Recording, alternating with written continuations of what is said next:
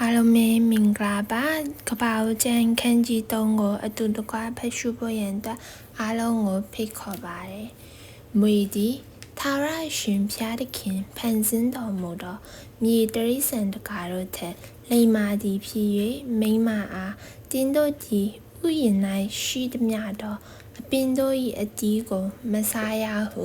ဧကန်စင်စစ်ဖျားသခင်မိန့်တော်မူသလောဟုမေး၏မိမကလည်းငါတို့သည်ဥယျာဉ်၌ရှိသောအပင်တို့၏အတီးကိုစားရသောအခွင့်ရှိ၏ဥယျာဉ်လယ်၌ရှိသောအပင်၏အတီးကိုကတင်းတို့သည်မကိုင်မစားဘဲနေကြလော့သို့မဟုတ်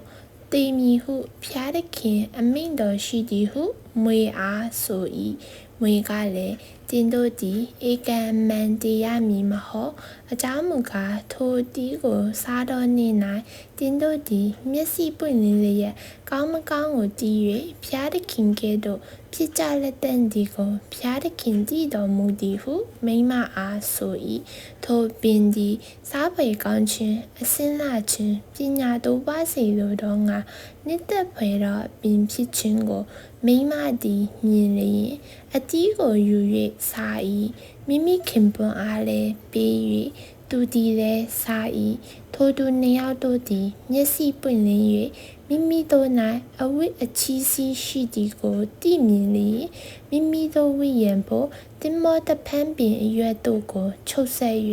ခါးစည်းကိုလှုပ်ကြ၏နေအေးသောအချိန်တွင်ထိုဥယျာဉ်၌ထာဝရရှင်ဖျားသခင်ကြွတော်မူသောအတန်ကိုလူလင်များတို့သည်ကြားလျင်အထံတော်မှလွတ်ခြင်းငါ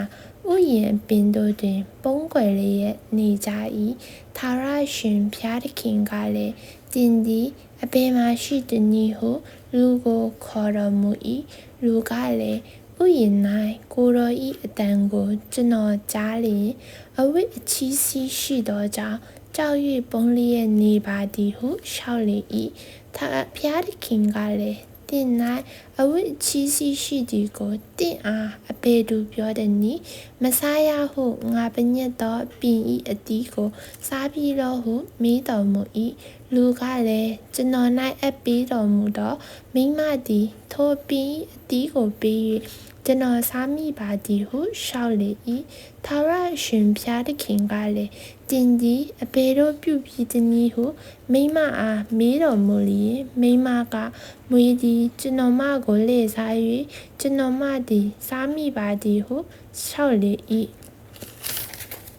ထာဝရရှင်ဖျားသခင်သည်မွေကိုခေါ်၍တင်သည်ဤအမှုကိုပြုသောကြောင့်တားရင်တားရဲ့အပေါင်းတို့ထက်ကျင့်ချင်းကိုခံရ၏တင်သည်ဝိုင်းဖြင့်သွား၍မြေမုံကိုတသက်လုံးစားရမည်တင်နှင့်မိန်းမကို၎င်းတင်း၏အမျိုးအနွယ်နှင့်မိန်းမ၏အမျိုးအနွယ်ကို၎င်းငါသည်ရန်ညှိုးဖွဲ့စေမည်သူသည်တင်း၏ခေါင်းကိုကျိတ်လိမ့်မည်တင်သည်သူ၏ဖနှောင့်ကိုကျိတ်လိမ့်မည်ဟုမိန့်တော်မူ၏မိန်းမကိုလည်းတင်၌ကိုယ်ဝန်ဆောင်ခြင်းဝေဒနာကိုငါအလွန်များပြားစေမည်ပင်ပန်းစွာဝေဒနာကိုခံ၍တာဖွာရမည်ကိုခင်ပွန်း၏အလိုတို့လိုက်၍သူ၏အုပ်ဆိုးခြင်းကိုလည်းခံရမည်ဟုမိန့်တော်မူ၏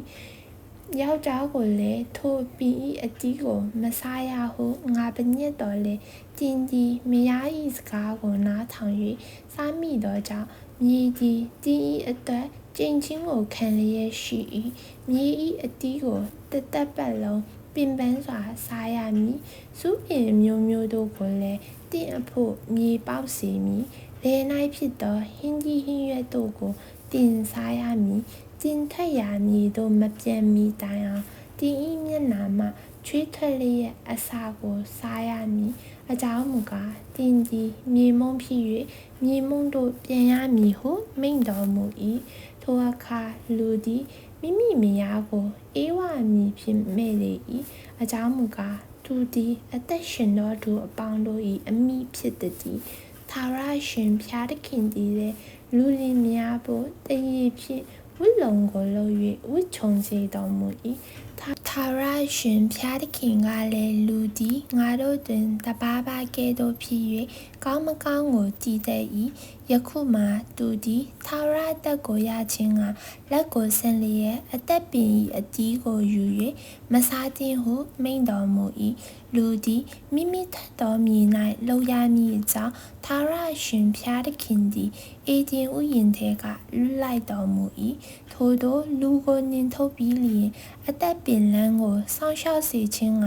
မိဇလက်နက်နှင့်တကွခေရုဖိမ်တို့ကိုဥယျာဉ်အရှိဘက်၌ထားတော်မူ၏။ကြားနာတို့ရောက်ချင်းစီတိုင်းပေါ်မှာဖျားရှင်တာ၍ကောင်းချီးပေးပါစေ။အာမင်။